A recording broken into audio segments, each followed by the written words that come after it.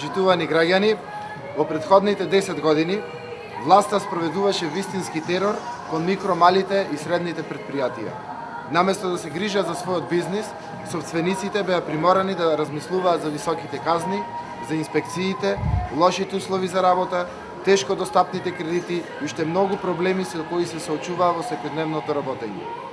Новата влада, после 11 декември, ќе го промени овој амбиент и ќе им помогне на домашните предпријатија, особено на микро, малите и средните бизниси. Во делот на казнената политика, планот е прво инспекторите да даваат опомена, а потоа казна, но казни соодветни за големината на фирмата, драстично намалени од оние што се во моментот. Планираме годишно 140 милиони евра директна поддршка за домашните фирми и поддршка на фирмите за нови вработувања. Во првите 100 дена јавно ќе се објави план со јасни рокови за враќање на долговите на државата кон домашните фирми и навремено исплаќање на сите идни обврски кои што ќе настанат. Давање на поволни кредити за отварање на микробизниси до 15.000 евра со 1% годишна каматна стапка.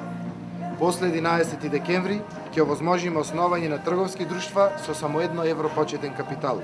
Ќе укинеме радиодифузната такса, која што важи сега и за фирмите и за граѓаните, и ќе вратиме ефтината струја.